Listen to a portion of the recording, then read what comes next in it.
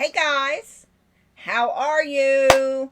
It's Amy in the Crafty Cottage. I get the day to myself in the Crafty Cottage. Woohoo! So I just want to give you a heads up if you hear a bunch of noise, they're doing some power work right that way. You can see it that way from my room. So you might hear some trucks or whatever beep beep and reversing that they're working back there. And then I've been working. I have a big mess back here, which I try to hide with my chair. Doesn't always work, but I know a bunch of y'all are going to scrap that. And I want to go. I want to go hang with y'all. But I thought, well, here was a tip and trick that I used to use because I never knew what color palettes I wanted to bring.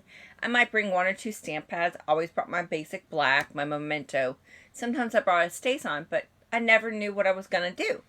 So I was sitting here working on a card yesterday and I thought, well, that's a great way to do that because I used to do it, but, I never really thought to put it in as a tip. So here's a tip. Those big, the Stampin' Write markers, and you get that big case of them, or if you've bought each pack separately with the wriggles, the brights, the subtles, and then you have your in colors and your neutrals, so you can buy those packs individually. Some of you have, and some of you have also gotten the case to put them all in, so you get like 105, or I think there's more than that, Stampin' Write markers, but you can bring that entire box and have every one of your colors with you. And I'm going to show you a quick little tutorial of a card that I did yesterday where I actually used my Stampin' Write markers and made a fabulous card. So this is the card I did yesterday. Actually, I did the back part of the card before that, and then I was like, it's empty, it needs something. So I created this yesterday with using my Stampin' Write markers. So I'm going to flip you over. I'm going to show you how to do it. If you're here, leave me a comment. Share, post, like, comment. Put everybody in for a drawing. I'm going to give away some paper. Because we have a lot of beautiful designer series paper right now. Like, I'm in love with the artistic expressions, the pansy petals, DSP, and the elegantly said designer series paper. Those are my three top favorites. But then there's also the beauty friendship, I think. I don't know, it's the trees. I can't remember the name of the DSP. I have not played with that one yet. So wait till I get that one involved, and I'm going to do some Christmas cards with that because, it's time to start thinking about Christmas. I know, right? And then I'm going to start making, I think I might even do a Christmas club. We'll do a little club. We'll make like 6 cards. And if we do 6 in 6 months, we'll get some cards ready for Christmas. So anyway, I'm going to flip you over and I'm going to show you this quick technique. Let's just remember how to do that. There we go. Okay, so here I am. It looks like I might need a little extra light. So let's turn on the overhead. There we go. Lots more light. Now you can see everything. So for this card that I did, and I love this card. This is beautiful. It's using the Elegantly Said stamp set. It's just using this flower right here, which you could use it for any stamp that you have to make it multicolored. This is a wonderful set for birthdays, anniversaries, thank you, and love stories, because true love stories last forever.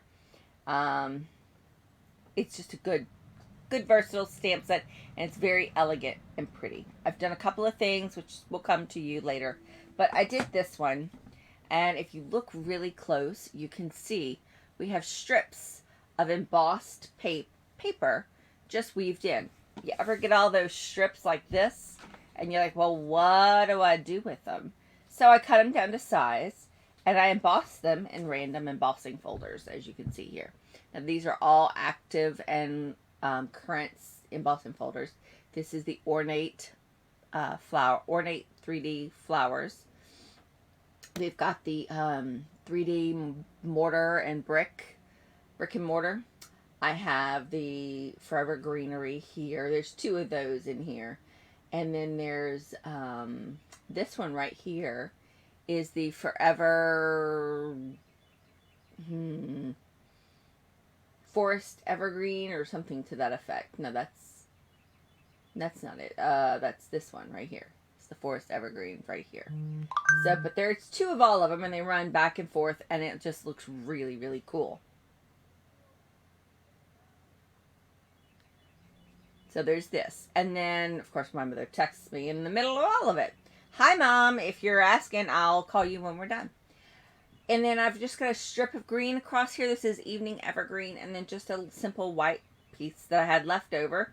And then I've stamped these images using my Stampin' Write markers. Now, the colors on these are Cherry Cobbler, Real Red, and Calypso Coral. And then Evening Evergreen for the leaves. So I just thought it made it really pretty.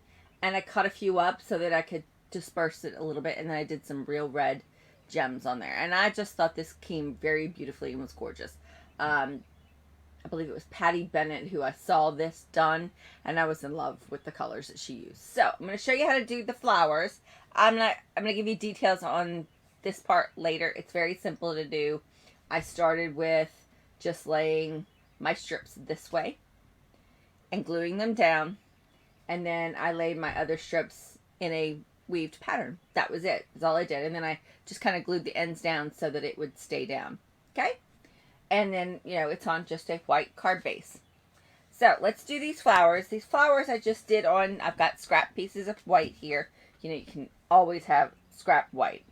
I have my stamp. I'm going to use the same flower image. Today I'm going to use some different colors. I've got Soft Succulent for the green. And you're going to use your paintbrush edge. And I'm going to just color in my leaf petals and the stems in this Soft Succulent. And all these little leaves. And as you get familiar with your stamp and where everything is, you'll be much better at coloring everything in. And it's okay if you get it off a little bit, because it just looks like it's blended and watercolored in. So you can see I've colored in my leaves. Now I'm going to do my colors. I'm going to probably do these two just because I think they'll look better. This is Polished Pink and this is Petal Pink. And this is Flirty Flamingo. So I'm going to start with the Polished Pink because I can rub this all over the entire flower image. And if I end up putting any of the darker color in it, having this go into this will be unnoticeable. And it will be okay. So you always want to start lighter to darker instead of the other way around. Because if I put the darker color on here and I got some on the tip, well, it would definitely be visible on the next time I used it. And I'm actually going over my little dots, but I'm going to color those in a little darker. And just coloring the entire thing like this. And this is going to be a quick little video when I get done doing this and stamp it.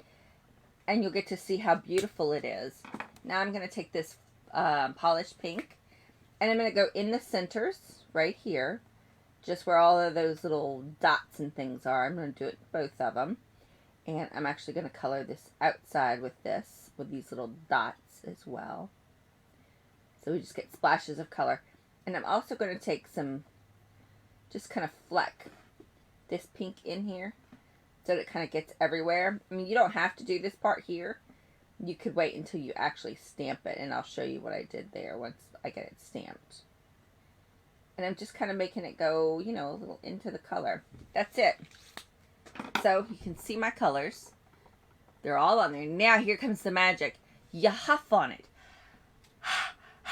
I know you can't see me do it, but I'm breathing on my stamp.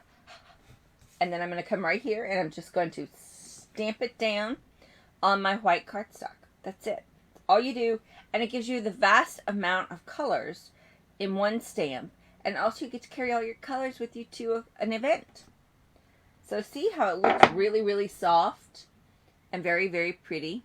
Now what I would do with this, if I wanted this pink to go out further, I would take my writing side and I would just drag those colors in a little further into that flower. See? And see how much more it looks like that? Now I'm going to try another one, and I'm going to do it in the reverse. So I'm going to take my lovely chamois, which has been used and abused, of course. wipe it clean. And I'm going to go ahead and do the darkest, the two darker colors. I don't know. I might add some real red in there. Who knows? So I'm going to use my evening, or my soft succulent, again, for my leaves. And just color those in so that you get to see those. And this would be great to do this as a background if you wanted to do a 12 by 12. That's up to you if you want to spend that much time coloring each individual. But I only did like 3 stamps for that card, so it wasn't too bad. And let's see, what color do we want to use that flower now? I really like the soft pinks. But I don't know. I don't know if that light color is that great. We may do the light in the center and maybe some purple. Let's do the fresh freesia. I'm going to add that one to it. Let's see what happens with that. Fresh freesia. It's a little darker. We'll go all over with the fresh freesia. Because I think that light there is just almost too light. Depends on what kind of card you're looking for. What you want it to accomplish. But this will be all the new in colors and how pretty they are. Because they do mix well together. They very, very much play nice. It's hard to find in colors that play nice. Like our last set, I just don't feel that they play that nicely together. It just could be because I don't really like cinnamon cider, or the magenta madness is like a little too magenta for me. I am not that loud of a pink girl. And I'm not a green girl. So, you know, there is that. Now I've done this, and I think I'm going to use the polished pink again. Well, Flirty Flamingo might be. Yeah, we'll do polished pink. That way it'll all be the new in colors. And I'm going to go in here, and I'm going to go right over the center, just like I did before. And I'm going to do my little bits on the end in polished pink. And put the centers in, and we can come back in and put those little bits in for us. Alright, now we're going to huff again.